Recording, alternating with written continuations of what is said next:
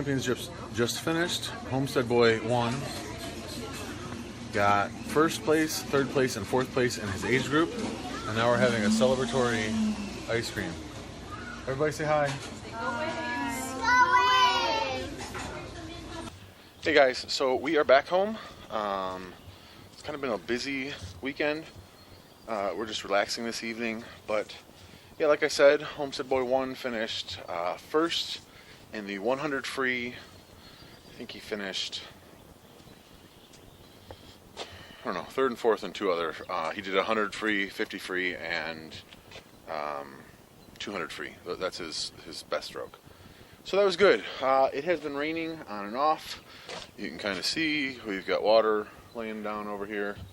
I'm really kind of thinking about maybe this year putting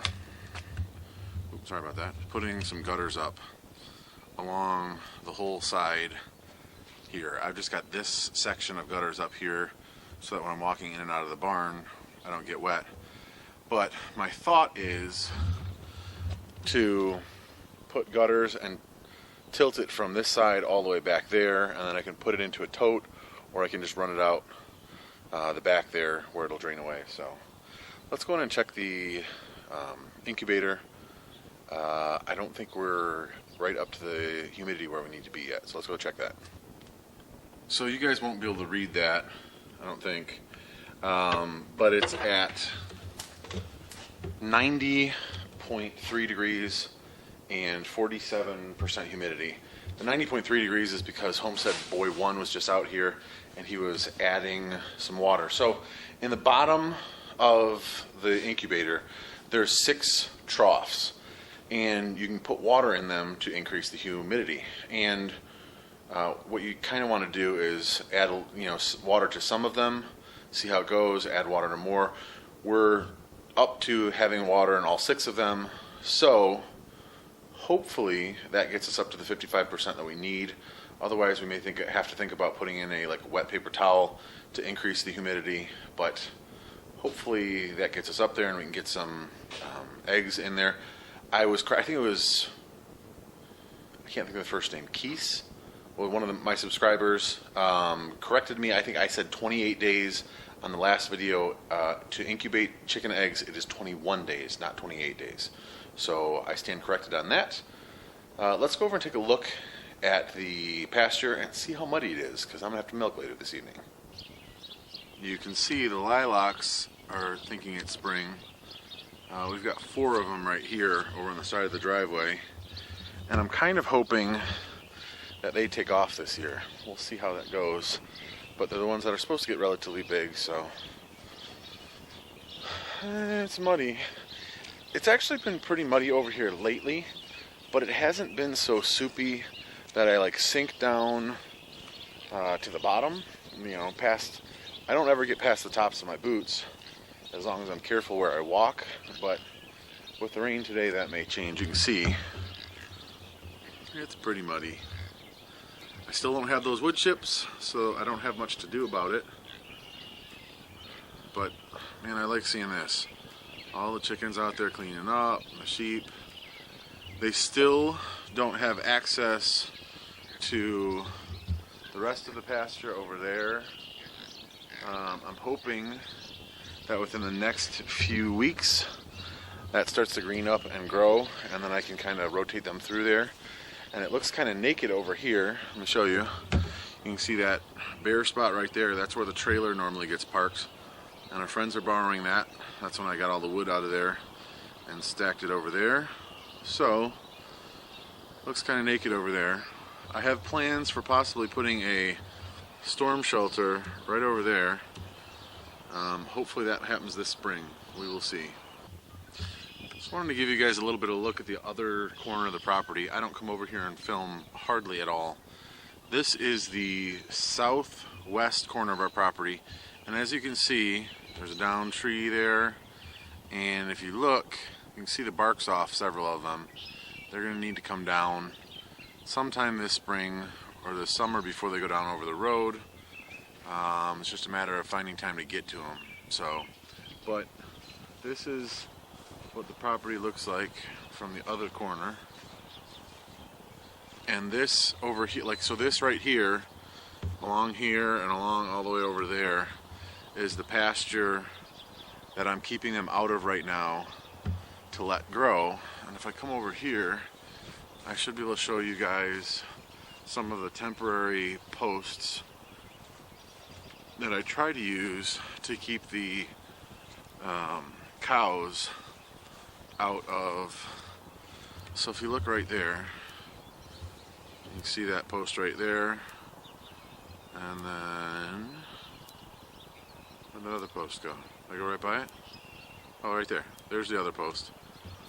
And I've got more like that, so I can try to rotate them through here. There were several times where Bullseye just bullied on through it and didn't pay attention, and then he didn't want to come back through. So we'll see if this year, if he's a little smarter and stays away from the electric. And I may try to rotate them through. I think I may do like a 1 week rotation. I know Joel Salatin says to do it every day. You get to know your animals better. You get to check your animals more. But I just don't have time for it, or I don't make time for it. So we'll see. I may cut this into thirds and then cut off half of the main pasture so that I can rotate them through every week, and then let it grow back for 3 weeks before they're in there again. So we'll see. I also think that maybe at some point I might fence off some of this area over here. I'm thinking about some of the trees that I've ordered for this year, the fruit trees, planting right along here, and maybe making this another orchard from up here to over here. I'd have to fence it off or fence off the trees, because over here, as you guys can see, there's nothing from here to there, but there's no people over here. I mean, the house over there, you can see the pole barn, but the house is another 150 feet the other way, so there's very seldom people out this direction. So there'd be nothing to stop the deer from coming over here and eating the trees. So we'll have to see what we can figure out with that. So you guys have probably seen this before, and maybe in some of the drone videos too. The field across the street drains right through here, and then this drainage swale comes along here and does a little S-curve as it comes that way, and then it goes back down into the woods over there. And I wouldn't mind possibly renting a mini excavator and digging a couple little ponds to hold some water, and then maybe building like some maybe like some rain gardens where they stop. And obviously this doesn't have water all the time, but it stays pretty moist. So like you can see, there's standing water in there right now because we've been getting rain. And when we get a downpour, this just rushes through. It drains very quickly to the other side. So having a place and maybe planting some willow trees or something for animal habitat is something that I've thought about, or some other, if you guys have some other water-loving plants. But just digging out a couple little, nothing big, maybe 10 feet across or 15 feet across, some little pools that are a few feet deep, and that would hold some water so that it didn't just keep rushing through. I mean, in permaculture they talk about using swales to slow water down from moving across, out of your property. So that would be something to do. Another thing I wouldn't mind doing is possibly building a bridge over here, but I'm not sure how useful it would be right now. So we'll see. Before we had the property, somebody threw a pallet down right there and kind of used that as a bridge. And you can see I cut to within 4 feet, normally about 4 to 6 feet on this side. The other side, there's more natural area. You can probably see that better over here. So on this side, there's maybe 4 to 6 feet. On this side, there's in some areas probably 15 feet, which is good because the animals kind of use this as a natural, pathway to go through. So I don't want to mess that up too much. But the people who have baled our hay the past couple of years didn't bale in the fall, so I've got to figure out something to do with over here, because I don't want to waste that hay. I either need to find somebody else to bale it, or do it myself, or fence it in and be able to move the animals over there. So